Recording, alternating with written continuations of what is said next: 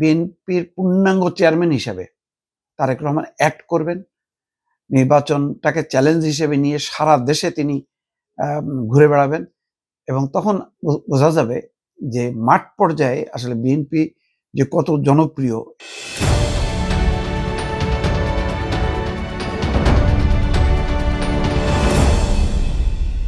আজকের খবর হচ্ছে যে তারেক রহমান এখন বিএনপির চেয়ারম্যান। গঠনতন্ত্রের ৭ গ ধারা অনুযায়ী স্থায়ী কমিটির আগামী সভায় আসতে পারে ঘোষণা।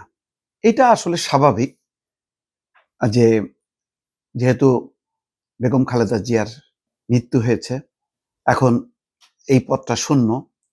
তারেক রহমান ভারপ্রাপ্ত চেয়ারম্যান ছিলেন, তো এখন তিনি পরিপূর্ণ চেয়ারম্যান হবেন।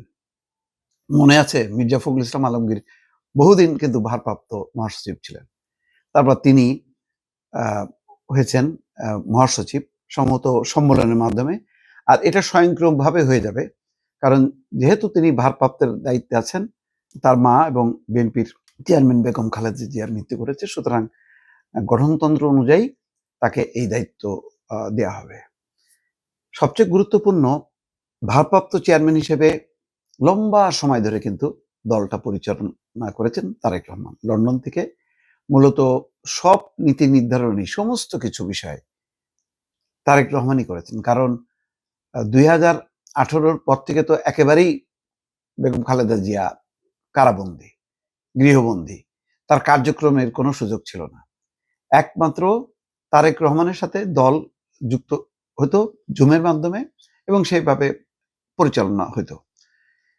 তো কার্যত তিনিই ছিলেন চেয়ারম্যান, এখন অফিসিয়ালি তিনি চেয়ারম্যান হচ্ছেন এবং একই সঙ্গে এমন একটা সময় তিনি চেয়ারম্যান হচ্ছেন যখন সামনে নির্বাচন, একটা ভয়ঙ্কর গুরু দায়িত্ব পড়ল এবং চ্যালেঞ্জের মুখেও তিনি পড়লেন। তো এখন যেটা দাঁড়াচ্ছে যে বেগম খালেদা জিয়া হয়তো নেই, কিন্তু বেগম খালেদা জিয়া এবং বিএনপিকে ঘিরে মানুষের যে সমর্থন, সেই সমর্থনটা এখন শক্তিতে রূপান্তরিত হয়েছে। সুতরাং যেহেতু তারেক রহমানই চালাচ্ছিলেন দলটা, সুতরাং এটা একটা আনুষ্ঠানিকতা, কার্যত এটার খুব একটা গুরুত্ব নেই।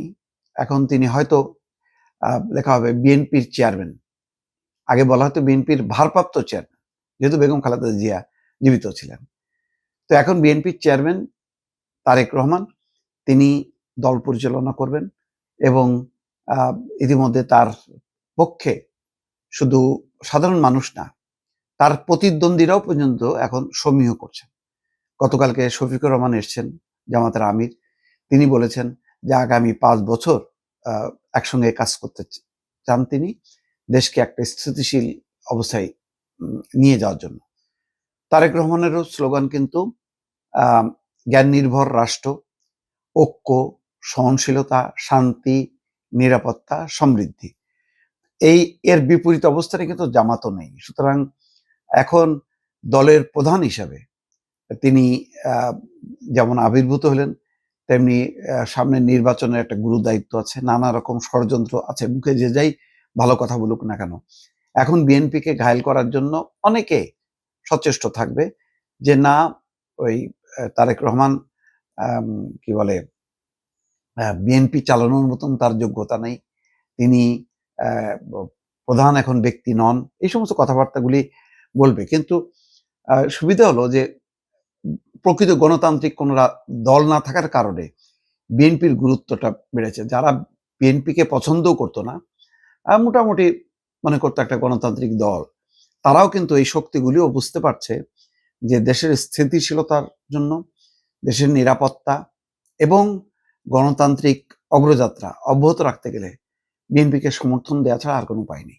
যার ফলে দেখবেন যে হাদির মৃত্যুকে ঘিরে যেই একটা দুর্যোগের ঘনঘটা শুরু হয়েছিল, সেটা কিন্তু বিএনপির খুব দৃঢ় অবস্থানের কারণে, কোনো ফাঁদে পা না দেয়াতে আস্তে আস্তে পরিস্থিতিটা বিএনপির অনুকূলে শেষ পর্যন্ত এসছে।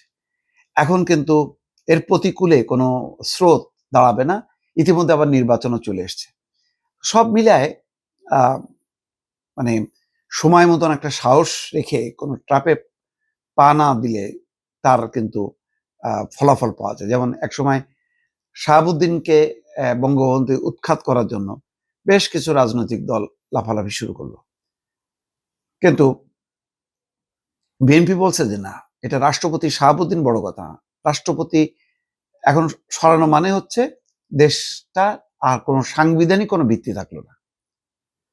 এখন শেষ অবলম্বনটা দিয়েই রাষ্ট্র কোনো রকমে চলতেছে খোঁড়ায় খোঁড়ায়। তো বিএনপি কিন্তু তখনও কিন্তু এইভাবে সাড়া দেয়নি। এমনকি আওয়ামী লীগ নিষিদ্ধের কার্যক্রমেও বলছে যে না, এটা বিচারিক প্রক্রিয়ায় হবে, এইভাবে মানে নির্বাহী আদেশে কোনো দল নিষিদ্ধ করা যাবে না। এই অবস্থানগুলো খুব মৌলিক, কোন হিংসাত্মক অবস্থান না। এটা অত্যন্ত সুচিন্তিত একটা মতামত বা অবস্থান, যেটা কিন্তু কার্যত এই গত 1 বছরে এই যে ঠান্ডা মাথায় বিএনপিকে পরিচালনা করার ক্ষেত্রে তারেক রহমান কিন্তু তার যোগ্যতা প্রমাণ করেছেন। কোনো ট্রাপে পা দেয়নি, কোনো মানে আবেগপ্রসূত কোনো সিদ্ধান্ত নেয়নি। কারণ বহু পক্ষ নানা রকম তাদের মতলব। তারা বাংলাদেশের স্বাধীনতা, সার্বভৌমত্ব, সংবিধান এটাকে মুছে দিতে চায়। আবার এইটার পক্ষে অবস্থান নেওয়ার কারণে বিএনপির বিরুদ্ধে অভিযোগ, তারা জুলাইকে মানে না, জুলাই বিপ্লবকে অস্বীকার করে। কিন্তু বিএনপি বারবার বলছে কিন্তু এটা হচ্ছে ধারাবাহিকতা, পূর্বের ইতিহাসটা মুছে দেওয়া যাবে না। অনেকে মুছে দিতে চান, কারণ সেই ইতিহাসে তাদের বিপজ্জনক বা ন্যাক্কারজনক ভূমিকা আছে। তো বিএনপি খুব ঠান্ডা মাথায় এই জিনিসগুলিকে খুব পলিটিক্যালি হ্যান্ডেল করেছে। তারপর সংস্কার নিয়েও বিএনপিকে নানা প্যাচে ফেলানোর চেষ্টা করছে, কিন্তু বিএনপি কিন্তু সেগুলোতে পা দেয়নি, বরং তারা সবগুলো জটিলতা আস্তে আস্তে ফেস করছে। গত 1 বছরে যদি বিএনপির পারফরমেন্স দেখা যায়, তারা নীতি নির্ধারণী করার ক্ষেত্রে অত্যন্ত মাথা খাটিয়ে ঠান্ডা মাথায় তারা অগ্রসর হয়েছে, এবং সেক্ষেত্রে নিঃসন্দেহে বলা যায় তারেক রহমানের যে সুচিন্তিত মতামত, পরামর্শ এবং ঠান্ডা মাথায় এইগুলোকে অবজার্ভ করা এবং দলকে নির্দেশ দেওয়ার ক্ষেত্রে একটা গুরুত্বপূর্ণ ভূমিকা আছে। সুতরাং এখন বিএনপির পূর্ণাঙ্গ চেয়ারম্যান হিসেবে তারেক রহমান অ্যাক্ট করবেন। নির্বাচনটাকে চ্যালেঞ্জ হিসেবে নিয়ে সারা দেশে তিনি ঘুরে বেড়াবেন, এবং তখন বোঝা যাবে যে মাঠ পর্যায়ে আসলে বিএনপি যে কত জনপ্রিয়, এটা বেগম খালেদা জিয়ার দাফনের সময় মানে মৃত্যু, জানাজা এবং দাফনকে ঘিরে যে স্রোত দেখা গেল, এটাই হচ্ছে বিএনপির সমর্থন, এবং সেটা তারেক রহমান নিজেও অনুভব করবেন যখন নাকি তিনি প্রত্যন্ত অঞ্চলে নির্বাচনী সফরে যাবেন। দর্শক।